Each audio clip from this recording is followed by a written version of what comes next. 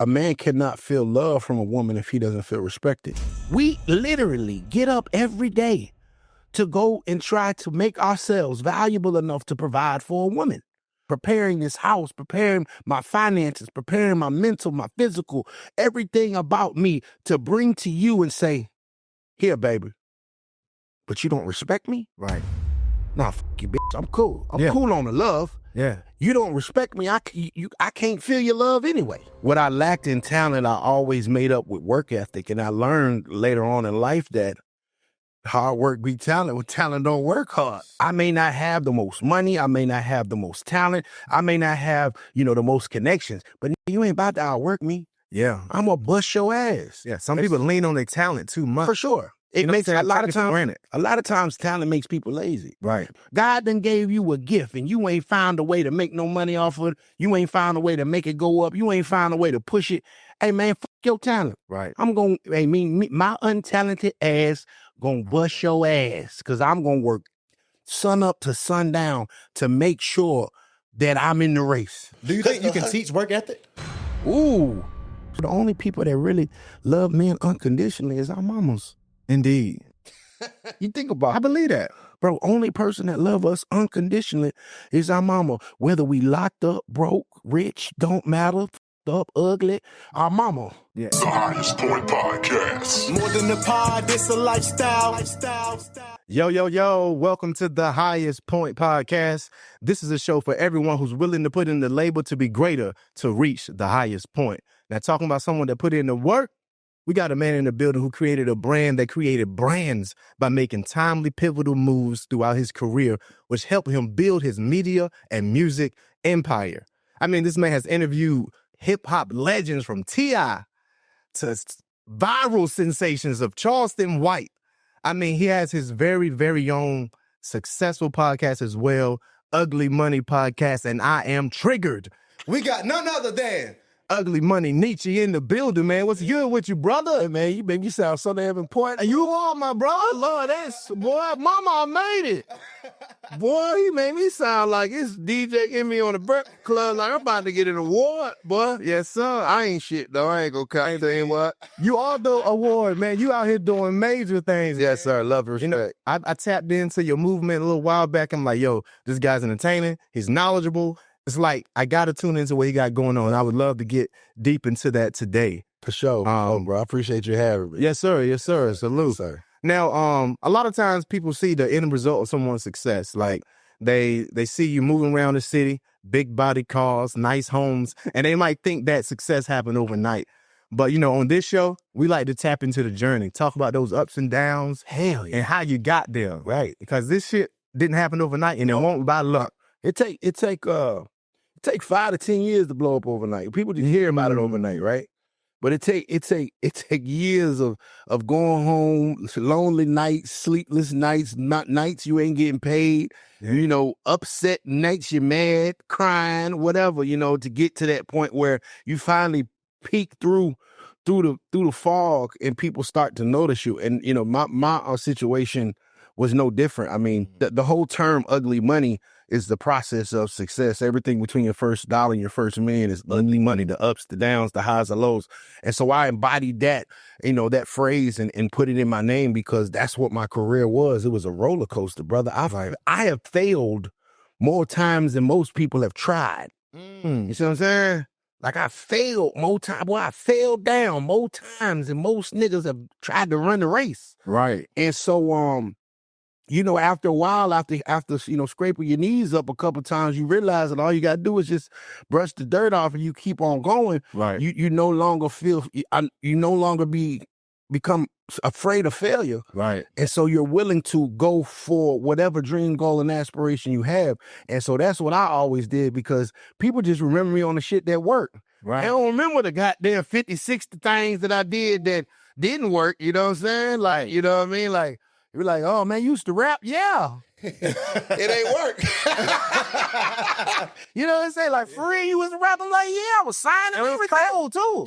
Yeah, you know, like it didn't work. They don't remember it as much. Right, You know what I'm right. saying? But the things they remember is the things that work. So long as you keep moving, you're gonna end up somewhere. You just gotta keep on going. But you know, you may not end up where you thought you was, but you definitely gonna end up somewhere. And so, you know, even the things that you think may not work, like for instance, maybe my music career, but it did work because I'm here. You Exactly. know what I'm saying? So everything happens for a reason. That was just a process in my in my process and in my life that I needed to go through to get to where I'm at now, Right. and to where I'm going to be tomorrow. So, you know, man, hey man, live life unapologetically, live it like it should last. Man. Yeah, for sure. I have fun with this shit. Hell yeah, yeah. Me too, man. What's so crazy with one parallel with us? I was a rapper too. Okay, You know, I was cold too. for sure. But I made a pivot. You know what I'm saying? For sure. It's like you did. And then if I wasn't a rapper back then, I don't think I would be as confident as I am now in front of a microphone. Oh, for sure. You know what I'm saying? I think music is the introductory job to the entertainment industry and a lot of black business. Yeah. Right? The music, you get out because you got a reason to go outside the house and meet people. You learn about networking. You learn about, you know, marketing and promotion. And so those are tools that you need in every facet of business outside of music and inside of it. But you learn them, you know, because you got a song and you want everybody to know. But the same people that I make money with today in media and podcasts and all the things that I do are the same individuals that I knew in the music industry. Absolutely. And so, you know, I will say that the music industry, if people really take it for the experience of it, that's where a lot of the real value is. Because those relationships that you make at that showcase or, you know, at that convention or that conference, bro, 10 years down the line, you and this man can bust down to millions of dollars. And I've done it with my partners, you know what I'm saying, of guys that I met. He was passing out flyers and I was the rapper trying to get my song heard. Right. And now, you know, he's the A&R at this label and I'm a CEO of my situation and we're able to do business 10, 15 years down the line. So, you know, if you're going to be in the music industry, understand that the network, the fact that somebody's going to answer your call when you call them Right. is the value. Absolutely. Because that's a relationship that lasts a lifetime. Yeah. You feel what I'm saying? And a lot of times, you know, I think artists kind of go with this Mickey D's, McDonald's way of thinking that we just gonna make it today. I made a song on Monday. I'm about to perform it on Tuesday, and I'm gonna be a millionaire by Wednesday. No, nigga. Right. It don't work like that. It don't work like that at all. But as long as you keep going and keep pushing and goddamn, you know, you put one foot in front of the other, you know, eventually you may end up somewhere. We just don't know, you know, where you end up at. Exactly. And then when you talk about those footsteps to success, like I was talking about, it's important to talk about the journey. So let's start a little bit back from the beginning. Can you tell the people where you from and also what was your family dynamics growing up? I'm from everywhere. I was an Army brat, right? So I was actually born on Fort Knox, Kentucky. I know nothing about Fort Knox, Kentucky. Right. My dad got stationed there. He was TDY. My mama had me while my daddy was TDY at Fort Knox, Kentucky. We left like a couple of weeks after I was born, went to Virginia. So I'm from Virginia. I'm from a small town called Dinwiddie, Virginia. In an even smaller town, part of Dinwiddie called McKinney. It got like, I want to say it's 750 people that live in this town. Ooh, It's a town with no stoplights. There's no stoplights in the town. It's just one big 4-way stop sign intersection with the blinking lights. We ain't got there's no McDonald's there. There's no Walmart there. We got like homegrown mom and pop stores. Like my next door neighbor's over a mile away. You know, my other next door neighbor had a tobacco farm. You know what I'm saying? And so, you know, that's when my father ended up, you know, settling down when he retired. So, you know, very humble beginnings. I'm from the sticks. Right. And so I had to have a huge sense of imagination growing up because there won't shit out there but cows and sticks and woods. Dang, that sounds so... Don't it sound like... Hey, yo, I'm from Bertie County. I know you ain't never heard of that. Right. It's a small... It's so small, when people ask us where we from, we say the county. Right. You know what I'm saying? Yeah, I'm from Dinwiddie County, but I'm from McKinney, Virginia. You know what I'm saying? You see what I'm saying? So it's the same and they still might not even know about Dinwiddie. Right, you know what I'm saying? So it's just, I'm from the country, dog. That's what's up. We relate there. A lot of people think I'm from Atlanta. It's like, nah, just when I get to a place, you know, it ain't about where I'm from, it's where I'm at. When I get here, I'm here. 100%. You know what I'm saying? But yeah, definitely humble beginnings, man. But But I think I learned to dream big though, Yeah. because that's all we had. Right. It was no music scene there. Right. We created it. Me and my partners was probably the first rappers out of Dinwiddie County back then. 100%. You know what I'm saying? So we kind of had to use our imagination and things that we saw on the TV. You know, I don't know where I got that gear from. As far as having dreams, goals, and that, because I always had big dreams, Right. and I think that probably came from just, you know, my father and seeing a little more of the world as a younger kid, when, you know, being an Army brat. But yeah, man, goddamn, the country living real, man. Yeah, but it's some diamonds that come out that country. Oh, indeed. Them small markets, man. A lot of times you see some of the most talented, gifted people that come out of little towns, and they may not have the same kind of push or the same kind of you know, Our work ethic is different. Right. You got We used to work. We literally so much. get it out the mud. Literally. Now, listen. It's not. I'm not talking concrete. I'm talking Right. mud. Actually, red clay. What fuck you talking about? You know what I'm Indeed. saying? Like, yo, when I transitioned to what I call the city now, out in Greensboro, like I hear what people complaining about oh yeah, their jobs and stuff. I'm like, yo, if you grew up doing what I was doing, this is nothing. for sure. You know what I'm saying? So the work ethic is different. So I also want to kind of ask you, when you reflect back then, can you think of a moment in life that was eye-opening and defining to you to help you get to the trajectory that you're on now? Man, you know, it was a lot of those.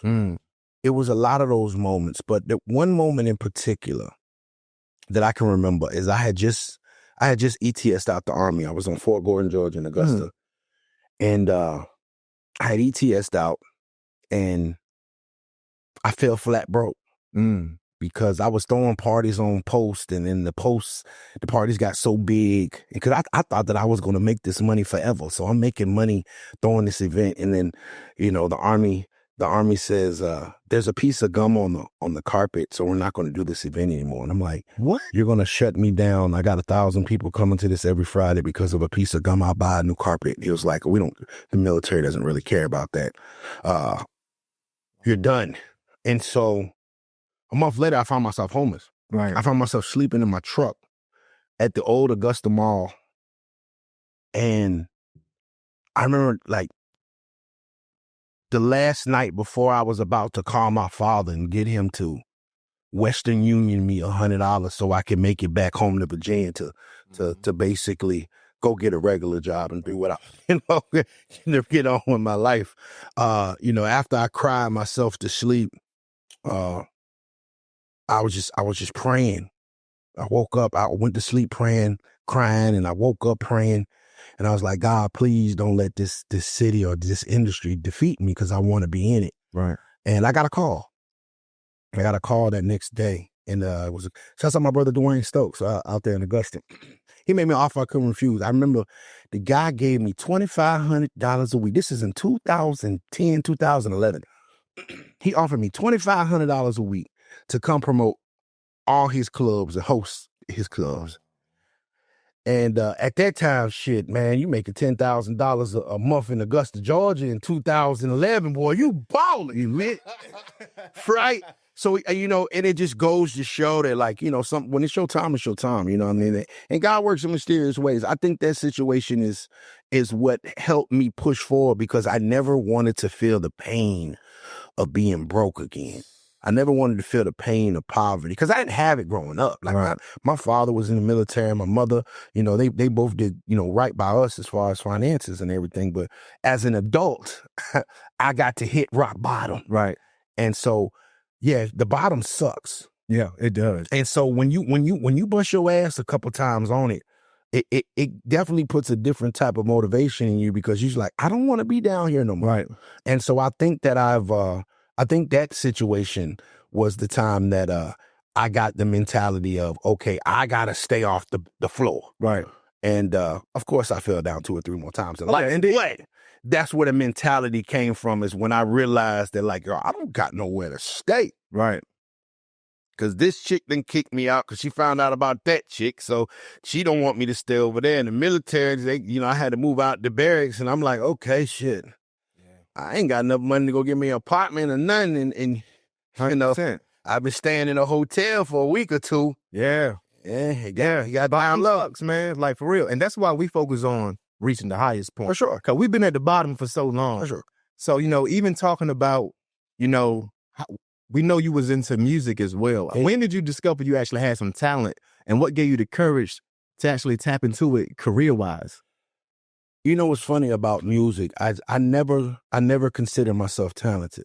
I consider myself skilled. I was not blessed. I was not blessed with a musical talent to be able to rap words so eloquently, and like some of my homeboys growing up, where they just literally could just walk into a booth that they never rapped before, and they sounded good. I was the worst nigga in the crew. Gotcha. I was the, all right, we'll let him go last because he's gonna take him forever, and his shit and my shit won't really mention like that. But I really had a passion for it. And so what I did was I took 10,000 hours and I worked harder than everybody else. Where they were talented, I had work ethic. So yeah, this dude could walk in and bust his lyrics, you know what I'm saying, with the ease. But you know what? I done wrote 4 verses to this one song just so I can get the verse out. Right. You feel what I'm saying? And so what I lacked in talent, I always made up with work ethic. And I learned later on in life that hard work beat talent when talent don't work hard. And I was like, okay, while y'all going to play the game, while y'all going to smoke weed or do whatever it is that y'all do, I'm going to be in here working on whatever it is that I'm passionate about. Right. And not that it was a competition for me and my partners or me and my peers, but it was a competition to myself. But what I saw is I started lapping niggas. Right. Because I was out working them. They were talented. Right. But I was working harder. So if you're a rapper 2 days out the month, how you gonna beat me when I'm a rapper every day? Indeed. Or a businessman every day, or a podcaster every day? And that's the mentality that I always had. I'm like, I may not have the most money, I may not have the most talent, I may not have, the most connections, but nigga, you ain't about to outwork me. Yeah. I'm gonna bust your ass. Yeah. Some people lean on their talent too much. For sure. It makes a lot of times talent makes people lazy. Right. Because they feel a sense of entitlement, because God has bestowed this gift upon you. And now you have it. And now you want to sit on your ass and squander it. Right. Now I'm gonna bust your ass. Indeed. Fuck your talent. Indeed. You dig what I'm saying? Because that's something free that God gave you. Now you want to go over here and charge me $1 million for this shit, but you ain't did nothing with it. Right. God done gave you a gift, and you ain't found a way to make no money off of it. You ain't found a way to make it go up. You ain't found a way to push it. Hey man, fuck your talent. Right. I'm gonna, my untalented ass gonna bust your ass, because I'm gonna work sun up to sundown to make sure that I'm in the race. Right. To make sure that I'm not falling behind. And what I learned is that hard work beats talent when talent don't work hard. Now, when you get those people that are talented and have work ethic, that's legendary, nigga. Yeah, that's Chris Brown. For sure. Right? Because we all know he God gifted. For sure. Right? His work ethic, he wouldn't be able to do what he's doing if he didn't have that behind for sure. him. You know what I'm saying? So I've always been an advocate of work ethic. And I look for that in the artists that I deal with in any form of business. Like, I invest in passion. Right. Bro, what are you going to do this if I come to work or not? If you want me to manage you, and I could only be a manager as much as you want to be an artist, are you going to work if I got to go be a daddy and have daddy duties today? Or are you just going to wait on me to work? What is your work ethic? Yeah, I understand that you can put bars together and you can rap lyrical, miracle, spherical, but nigga, fuck that. Nigga, everybody can do that. Right. I could teach a motherfucker how to rap. What are you going to do as far as putting forth the energy and effort and the time to push your career to the next level? That's the nigga I want to work with. I want to work with the hustler. Yeah. Do you think you can teach work ethic? Ooh. I think that you can show an individual an example of it through your own personal self, but it's got to be in them. You feel what I'm saying? I don't know if it's got to be in them. I think you can help bring it out, right? But I don't think that it's something that you can just instill in somebody. Nah, some niggas is just lazy, right? You know, I've met extremely, not saying no names. I've had an artist that I've dealt with that was one of the most extremely talented individuals. Yeah, like this nigga was an alien, but he was lazy. And I'm over here. I'm like, okay, I'm the nigga that's supposed to be putting the money up. I got the connections. I got the bread. I'm the person that's supposed to be signing you. Why I gotta ask you to post a piece of content? Right. Why I gotta ask you to go in the studio and record? Why I gotta ask you to go out here and network? Nigga, I'm the nigga with the money. You supposed. Why you not outworking me? Supposed to. Right. So I'm out here and I'm looking for, and so, when you get to that point, it's just like, you can't make nobody be something they don't want to be. Right. But if it's in them and they seeing it and they've never seen an example of it, I truly believe that you can inspire someone to work hard, inspire someone because they see like, oh, if I work hard, this is what may come for me. Right. And so I've done that. I did that with my artist China Monet several times. Like we just got to work and she just saw like, okay, oh, this is what we doing. Yeah. Like we at this shit every day. Yeah. Every day we posting a piece of content. Every day we're making a connection. Every day we're building our brand. Every day we're making fans and connections. We don't take no days off. Right. Facts. My grandkids ain't rich. How the hell I'm taking a day off? My grandkids is not rich. My grandkids, when they born, will not be rich right now. How can I take a day off? Can't afford to. Yeah, when I'm going out to the club popping bottles for nothing for. What you celebrating? I'm not celebrating. What you celebrating? Struggle, nigga? Nah, nigga, we need to go get it. Yeah, fact. And I'm still hungry to this day like I'm broke, bro. Yeah, yeah. I feel the same level of intensity and the same level of drive as when I was in that goddamn truck, homeless, sleeping in my truck. I still got it. Yeah, 100%. So I don't get complacent because I know that he giveth and he take it away. And any point in time that you get comfortable. Right. It's a nigga coming over here to bite your head off. Indeed. It's a nigga in the struggle right now that gotta eat. Right. He wanna eat. And you got some food. Right. And you wanna sit your feet up and be comfortable. Right. He gonna bite your head off. And I know he exists because I was that nigga. Right. You gotta keep working. You gotta keep working. I'm coming for you. Yeah. And not you specifically, but I'm coming for my positioning. And if you're in my way, I'm gonna bite your head off. Right. You gotta get in or move out the way. And so I never get comfortable. I never get complacent. I always try to reinvent myself. And I never like to let anybody outwork me if I'm in a situation with me. Yeah, for sure. Now, talking about reinventing yourself, we was talking about how you outworked a lot of people when it comes to rapping. How did you reinvent yourself and pivot to your podcast and even managing artists? Well, my rap name was a different name. The Ugly Money Nietzsche only like 5 years old. So everything that I've created with this Ugly Money brand is only 5 years old. 5, 6 years old. So I made the decision to retire from rap because I no longer wanted to do the things that was needed to be an independent rapper. Right. The moment that you don't want to go out on promo shows, the moment that you don't want to invest in your career, the moment that you don't want to go over here and shake these hands and kiss these babies and take these pictures, it's time for you to goddamn retire. The moment that LeBron James doesn't want to go do his preseason prep, he needs to sit his ass down. And I realized that, like, I don't want to go to club for free no more. Right. I want to go get paid. Right. And so anyway, so I made the transition into the name Ugly Money Nietzsche, and I switched my name and everything because I wanted to have a whole different mindset. So me as a rapper, and a lot of times artists have to be a little bit of selfish. You got to get your music out there. Like, comment, and subscribe, ass niggas, right? Yeah. You always asking niggas to do shit for you, but you never, in essence, are willing to provide anything for them because you think that your music is value to these people, but it's not if they don't know it or if they don't value it. Right. And so when I switched my name to Ugly Money Nietzsche, I said, I'm going to be a person of service.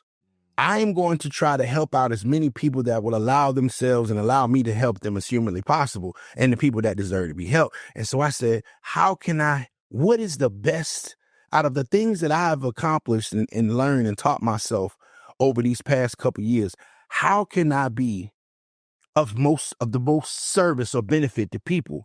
Mm-hmm. And I remember people used to always call me and ask me to manage them or ask me questions about the industry because I had been in it so long. Yeah. And I said, that's what it is. And I said, I'm going to help rappers get deals because I don't know exactly how to help a rapper get to #1 on the Billboard because I never exactly did it. Right, right. But nigga, I got signed. Yeah. I got signed with 8 Ball and MJG, Jazzy. Hey, I done did it all. Got down, had songs. I said, I know how to get a nigga a deal. Yeah. Because I got myself a deal. Right. And so I kind of said, that's going to be the targeted small niche of my business. I'm going to help people get deals because I know what a label is looking for. Yeah. And so that's when I made the decision to become Ugly Money and launch Ugly Money Entertainment and the whole artist services. And then here comes the Ugly Money Music Summit. And, we were responsible for like 7, 8 artists catching deals. You know what I'm saying? I'm extremely proud of that. But that was just me trying to be of service to the world. Right. Because I was like, as a rapper, I had to take something from the world. You know what I'm saying? But what's crazy about it is, out of all those years that I was a rapper, and then I switched to my area of service, I never made so much money in my life. Wow. When I stopped focusing on my own personal wants, needs, Yeah. and I started focusing on others, I became more financially successful than I ever did. I made more money in 1 year during that time than I had made in my life put together. Wow. And I was like, what the fuck? You mean to tell me all I had to do was try to help people and they was going to help me too? Right. But that's the universe. Yeah. If you always taking, if you always pulling, if you always the person with the hand out, Right. but you never putting nothing back in, there's nothing that can come back to you. Right. Facts. So I come in with the mentality, nigga, I'm going to put as much as I can into the world, into the universe, as far as value. Right. And it came back tenfold with abundance. I mean, and I was like, oh man, this is it for me. Yeah. And so I've been like that ever since. That's what's up. For sure. Now, let's talk about the podcast a little bit.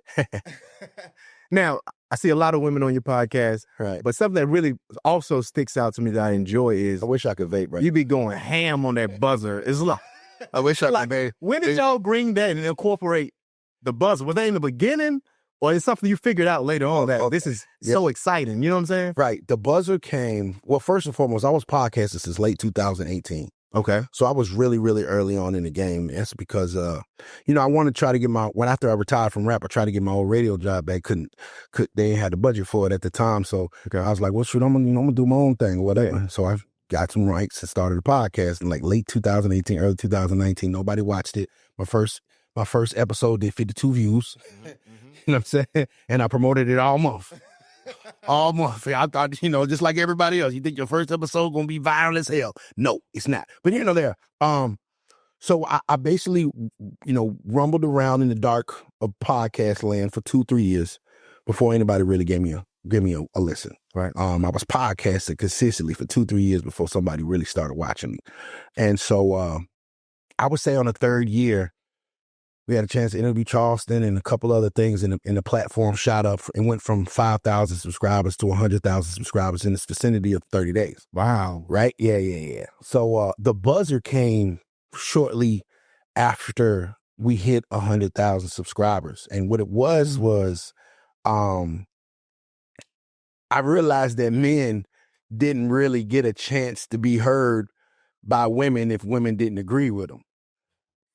A woman would only listen to a man if she agreed with what he was saying. But the moment that he deviated from what she wanted to him to say, she would cut off her ears and start over talking him. Right. And knowing the mechanics of women, where men have physical strength, women have a strength of the tongue. For sure. Nigga can't out-talk no woman. No. See what I'm saying? So I had to have an equalizer because I can't out-talk these women. Right. And I could talk, but I can't out-talk no triggered woman. And so I brought the alarm in when we started doing the show because I wanted to be a wake-up call. Like, no, it's my turn to talk. Right. It's my turn. And you mute them. Right. And so that's where the alarm came from. It's just like, nope, it's your time to be. I let you talk. Right. It's my turn to talk. And you're not trying to listen to me, so listen to this alarm. And so, the bombs and the alarms that came out, and that was just something like I had hosted parties and threw parties for so long. It's the same mechanic. It's the same mechanics as hosting the mic and doing the DJ fader. When I used to host parties. So, it's something that I had been doing for 15, 20 years, so it came natural to me. So the buzzer is almost my music. and I'm hosting the party in between the goddamn music. Those 10,000 hours Hey, man. that from back then Yeah. helping you right now. Sure. Like, that's why everybody got to really realize, like, yo, everything you do is for a reason. No doubt. It's building blocks. You know what I'm saying? So even with that, I want to, cause we talking about like opinion and stuff. I want to pivot to like this, segment I have on my show called Love, Loyalty, or Respect. Okay. So out of those three, I want you to choose which is the most important in this particular relationship: love, loyalty, or respect. So when it comes to like your ace, your best friend from the mud, what do you think is more important, love, loyalty, or respect? My dog. Mm-hmm. I need my dog to be loyal to me. Because if he's my partner or my ace boom coon, I need him to be loyal because he's the one that's responsible for watching my back. Right.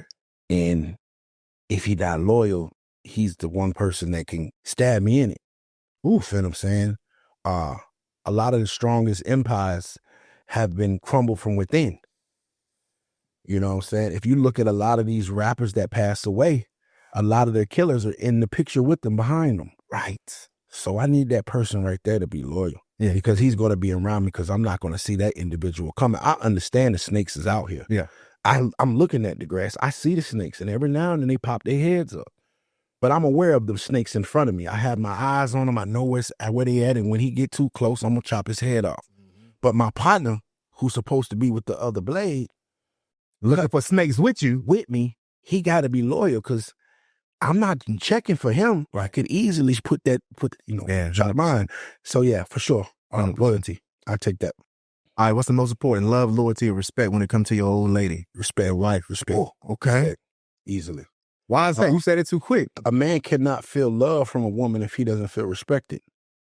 If a woman can't talk to a man with respect, if she's always being quarreling to him, if she's always being negative and downing him, a man can no longer feel love. How can you love me if you don't respect me as a man? Right. Right? And so that's the first thing that men require from women.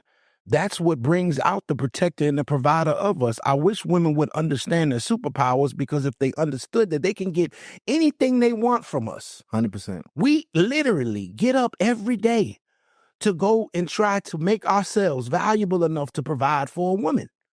And imagine if you spent your life building yourself up to be able to have a beautiful woman in your presence, and she didn't respect the things that you took 20 years to bring to her. Right. Bitch, you don't love me. Right. You don't love me because I spent 20 years of my life preparing myself for you, preparing this house, preparing my finances, preparing my mental, my physical, everything about me to bring to you and say, here, baby. But you don't respect me? Right. Nah, fuck you, bitch. I'm cool. I'm Yeah. cool on the love. Yeah. You don't respect me. I can't feel your love anyway. Subscribe now for part 2. May 24th, the Ugly Money Music Summit. I'm signing the artist to a management situation, not a record deal where you don't get your publishing or your streaming. No, keep all that. We're going to work. I'm going to be your manager or part of your management situations. My contacts, my goddamn relationships, my knowledge in your project full time. All you got to do is go to uglymoney.online to sign up. This is the only way to sign with me. I'll see you at the Ugly Money Music Summit, May 24th at KOD. And of course, the 25th, we're doing the Ugly Money Mansion and Pool Party because we're going to turn up. It's that ugly money. Sign up. The Highest Point Podcast. More than a pod, it's a lifestyle.